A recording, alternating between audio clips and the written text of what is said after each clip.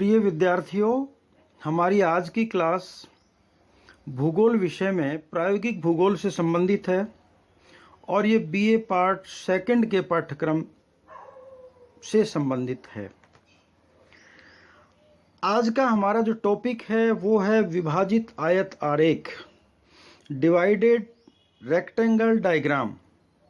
Divided rectangle diagram 2 dimensional diagrams के अंतर्गत आता है।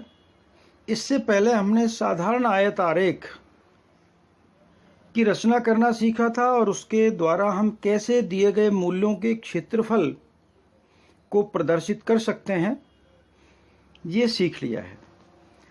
साधारण आयत आरेख और विभाजित आयत आरेख में मूलतः कोई अंतर नहीं है, क्योंकि आयत के द्वारा ही दिए गए मूल्यों का प्रदर्शन यहाँ मापक के अनुसार किया जाता है।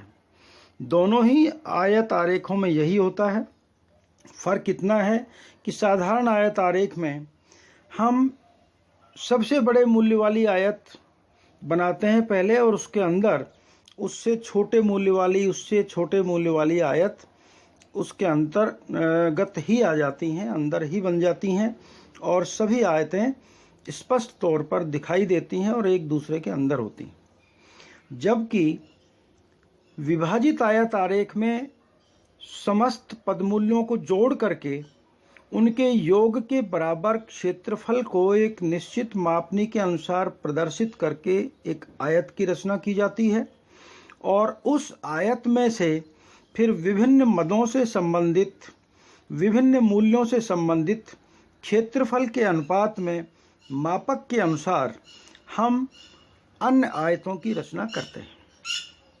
तो आइए आज हम सीखते हैं कि किस प्रकार विभाजित आयत आरेख की रचना की जाती है और उसके द्वारा दिए गए मूल्यों को हम आरेखीय प्रदर्शन उनका कर सकते हैं। इसकी रचना के लिए एक उदाहरण लेकर के हम बात करते हैं कि जैसे मान लीजिए भारत में मुख्य खाद्य फसलों के अंतर्गत जो क्षेत्रफल है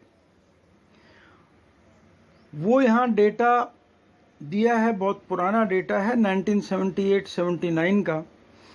मान लीजिए ये मिलियन हेक्टेयर में आपको क्षेत्रफल दिया है।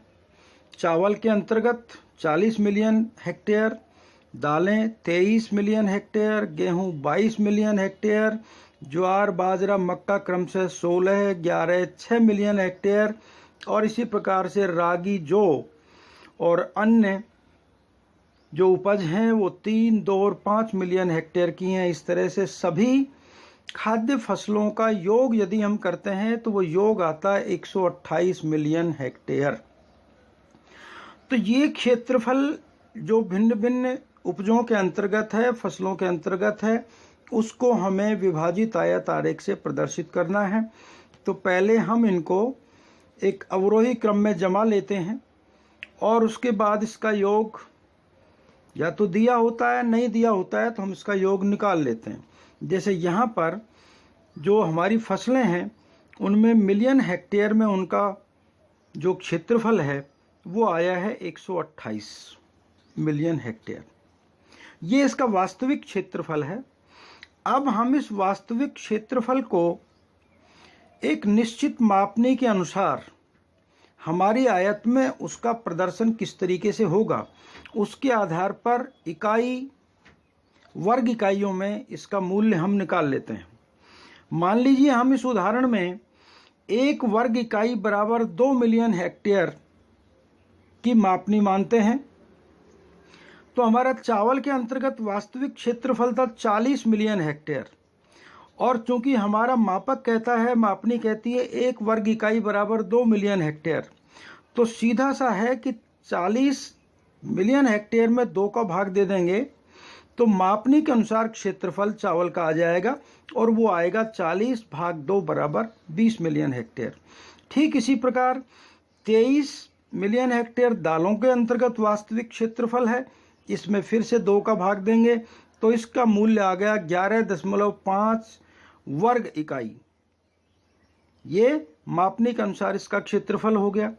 ऐसे ही गेहूं का निकालते हैं, जो वास्तविक क्षेत्रफल 22 मिलियन हेक्टेयर है, 2 का भाग दिया तो 11 वर्ग इकाई आ गया क्षेत्रफल इसका मापक के अनुसार।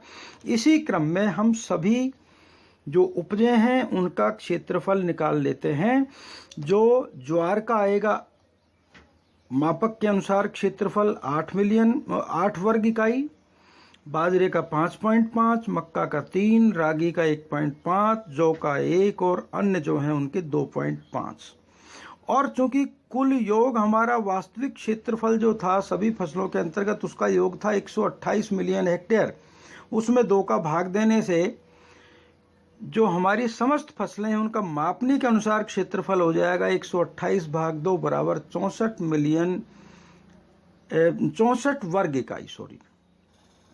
तो ये हमारा मापनी के अनुसार क्षेत्रफल की गणना हम करते हैं। पहला स्टेप हमारा होगा वास्तविक क्षेत्रफल को मापनी के अनुसार क्षेत्रफल में परिवर्तित करना। अब ये जब क्षेत्रफल हमारे पास मापनी के अनुसार आ गया है तो हम अब आयत की लंबाई और चौड़ाई की गणना करते हैं। और इस आरेख की एक विशेषता यह है कि इस आरेख में सभी आयतों की चौड़ाई बराबर रहती है। साधारण आयत में ऐसा नहीं था। साधारण आयत में हमने अपनी इच्छा से लंबाई चौड़ाई मान करके क्षेत्रफल के अनुसार उनकी हमने गणना की थी, लेकिन यहाँ चौड़ाई को हमने फिक्स कर दिया। सभी आयतों की चौड़ाई फिक्स है, तो आयत की चौड़ाई हमने मान लीजिए, और वो हम लेते हैं जो हमारा कुल क्षेत्रफल है उसको ध्यान में रखते हुए। तो जैसे यहाँ कुल क्षेत्रफल हमारा मापनी के अनुसार आया 64 वर्ग इकाई। 64 को हम सरल तरीके से यदि इसके गुणनखंड करते हैं तो 16 और 4 दो गुणन इसके गुणनखंड हो जाते हैं, 16 गुणे 4 बराबर 64 वर्ग इकाई हो जाता है। तो ये 64 को हमने 16 गुणा 4 के हिसाब से विभाजित कर लिया। तो आयत की लंबाई जो हमारे कुल मूल्यों को प्रदर्शित करेगी वो 16 इकाई और चौड़ाई इसकी 4 इकाई हो जाएगी। अब जो हम इसकी ये लंबाई और चौड़ाई ले रहे हैं, ये वैसे तो हम अपने हिसाब से कोई भी एक लंबाई निश्चित कर लेते हैं, लेकिन यहाँ हम सेंटीमीटर में ले रहे हैं। सेंटीमीटर में लेना आसान रहेगा। तो लंबाई आयत की जो कुल मूल्यों को प्रदर्शित करेगी 16 सेंटीमीटर और चौड़ाई उसकी हो जाएगी 4 सेंटीमीटर। अब हमने एक आयत की लंबाई चौड़ाई निकाली है सबसे बड़ी वाली की। अब हम बाकियों के लिए चौड़ाई को फिक्स कर देते हैं। सभी जो क्षेत्रफल है मापनी के अनुसार एक अगला कॉलम हम बना लेते हैं आयत की लंबाई चौड़ाई, और लंबाई चौड़ाई हम सेंटीमीटर में ले रहे हैं तो लिख देते हैं सेंटीमीटर में या इकाई दूरी में जो भी है। तो अब हम इसकी चौड़ाई को फिक्स करके सबके आगे 4 लिख देते हैं और 4 का उस क्षेत्रफल में भाग देते हैं तो लंबाई निकल के आती है। उदाहरण के तौर पर चावल का मापनी के अनुसार क्षेत्रफल था 20 वर्ग इकाई, भाग दिया 4 का तो लंबाई निकल के आई 5 वर्ग इकाई। इसी तरीके से दालें 11.5 था, 4 का भाग दिया निकल कर के आया 2.875 इकाई, ये लंबाई होगी। इसी तरीके से आपकी गेहूं के अंतर्गत 4 का हमने भाग दिया 11 में वास्तविक वो मापनी के अनुसार क्षेत्रफल में, तो निकल कर के आ गया 2.750 इकाई दूरी। इस प्रकार से हमने सबकी लंबाइयाँ निकाल ली, जो क्रमशः ज्वार के लिए 2, बाजरा के लिए 1.375, मक्का के लिए 0.750 इकाई, रागी के लिए 0.375, जौ के लिए 0.250 और अन्य के लिए 0.625 इकाई दूरी होगी। और हम आपको पहले बता चुके हैं कि हमने जो दूरी की इकाई मानी है यहाँ 1 सेंटीमीटर मान ली है। तो अब हम आयतों की रचना करेंगे। अब हमने सबसे पहले सबसे बड़ी आयत जो सभी मूल्यों के योग को दर्शाने वाली है उसकी रचना करते हैं। लंबाई इसकी है 16 सेंटीमीटर, चौड़ाई इसकी है 4 सेंटीमीटर। तो 16 सेंटीमीटर की भुजा लेकर के हमने उसके ऊपर दोनों शीर्षों पर 90-90 डिग्री के कोण बनाए और 4-4 सेंटीमीटर उन कोनों के ऊपर हमने ऊंचाई काट ली और उन दोनों बिंदुओं को जो 4-4 सेंटीमीटर के काटने पर बिंदु प्राप्त हुए उनको मिला दिया तो 16 गुणा 4 सेंटीमीटर साइज का एक आयत हमारे पास आ गया। और ये जो आयत है ये हमारे सभी फसलों के अंतर्गत बोए गए समस्त क्षेत्रफल को मिलियन हेक्टेयर में दर्शाता है। इसके बाद हम पहली फसल हमारी चावल थी, तो चावल के लिए आयत की लंबाई आई है 5 गुणा 4 सेंटीमीटर, चौड़ाई हमने फिक्स कर दी है। तो हम केवल लंबाई की नाप प्रारंभिक बिंदु जो आयत का है वहां से 5 सेंटीमीटर पर निशान लगाएंगे, 90 का कोण बनाएंगे और उसको मिला देंगे, या नीचे वाली भुजा पर ऊपर वाली भुजा पर दोनों पर 5-5 सेंटीमीटर का निशान लगाएंगे और मिला देंगे। तो चावल को प्रदर्शित करने के लिए ये एक आयत बन गया।